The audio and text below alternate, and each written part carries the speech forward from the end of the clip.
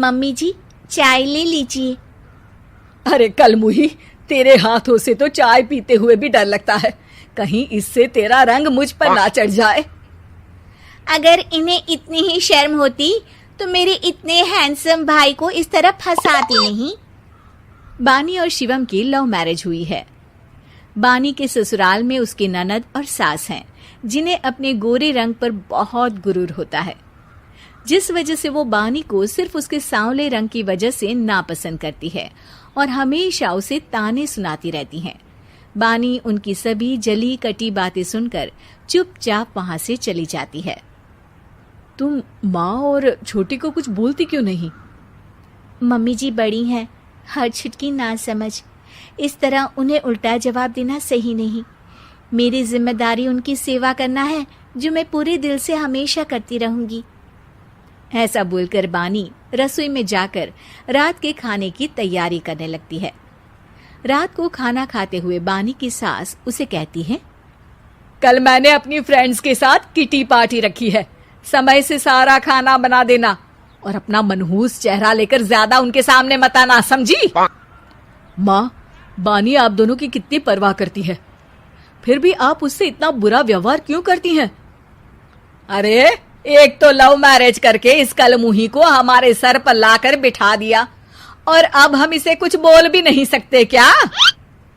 भैया तो इनकी तरफदारी करेंगे ही, आखिर इन्होंने पूरी तरह उन्हें अपने वश में जो किया है।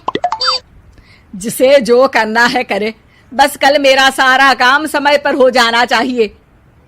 इस पर सब खाना खाकर सोने चले जाते हैं और अगले दिन बानी जल्दी उठकर सास की किटी पार्टी के लिए तैयारियां शुरू कर देती है, जिस पर पार्टी शुरू होने के बाद सास की सहेलियां कहती हैं, अरे वाह री, तेरी बहू ने तो बड़े स्वादिष्ट समोसे बनाए हैं। हाँ भाई, रंग कैसा भी हो, खाना बनाने में बिल्कुल अन्नपूर्णा है। अरे इसकी भी क्या बात करनी, मेरी बेटी से मिलो, इसकी सुंदरता के आगे तो उर्वशी रंभा भी फेल है। उर्वशी रंभा को तो फेल कर देगी, पर क्या अन्नपूर्णा बन पाएगी? अरे इसे काम करने की क्या जरूरत, उसके लिए बानी है तो, और मैं तो इसकी शादी भी किसी नौकर चाकर वाले घर में ही करूंगी। बानी वापस रसोई में चली जाती है और किटी पार्टी चलती रहती है। उसी रात को बानी की सास गुस्से में चिल्लाते हुए अपने कमरे से बाहर निकल कर आती है। हाय रे, चोरी हो गई, मेरे पैसे, पक्का पक्का इस कलमुही की वजह से हुआ है ये सब। अरे क्या हुआ माँ, कौन सा आसमान टूट गया? अरे आसमान तो उसी दिन टूट गया था जब तू इस कलमुही से शादी करके इसे घर में ले आया था। खुद तो आई ही, अपने साथ साथ मनहूसियत का काला साया भी मेरे घर ले आई। अरे हुआ क्या माँ? अरे मेरी तिजोरी में रखे पैसे कहीं गायब हो गए, सुबह ही देखा, अरे यहीं रखे थे। क्या आप मुझ पर चोरी का इल्जाम लगा रही हैं? अरे काली बिल्ली पर भी क्या कोई मनहूसियत का इल्जाम लगाता है? ऐसा बोलकर बानी की सास वहां से चली जाती है, जिसके बाद शिवम और बानी बात करने लगते हैं। देखो, मम्मी की बात का बुरा मत मानना, वो बस परेशान है ना, इसलिए कुछ भी बोल गई। वो परेशान नहीं, मुझसे नफरत की वजह से ऐसा बोलकर गई हैं। उन्हें मैं हमेशा एक आंख नहीं सुहाती। देखो बानी, अगर तुम चाहो तो हम दूसरा घर लेकर वहां शिफ्ट कर सकते हैं। आखिर तुमसे प्यार करके तुम्हें अपनी जिम्मेदारी पर इस घर में लेकर आया हूं, इस तरह टॉर्चर नहीं होने दे सकता। अगर आप साथ हैं तो मुझे किसी चीज की टेंशन नहीं, और आखिर वो हमारी बुजुर्ग हैं, हम उन्हें और छुटकी को इस तरह अकेले छोड़कर कैसे जा सकते हैं? इसके बाद बानी भी अपने कमरे में चली जाती है और अब हर रोज उसकी सास की तिजोरी से पैसे गायब होने लगते हैं। इसी तरह कुछ समय बीत जाता है और वो हर बार हर चीज का इल्जाम बानी पर लगाती है, पर बानी कभी कुछ भी नहीं बोलती। कलमुही नास पीटी, बहू को घर की लक्ष्मी बोलते हैं, ये तो पनौती बनकर आई है, पनौती।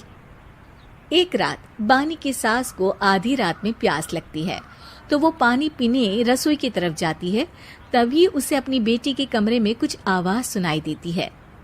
हाँ हाँ, मैंने मम्मी की तिजोरी से हर रोज थोड़े थोड़े पैसे निकाल कर हम दोनों के लायक खूब पैसे इकट्ठे कर लिए हैं। और मम्मी आज तक उस सब के लिए भाभी को ही जिम्मेदार समझती है।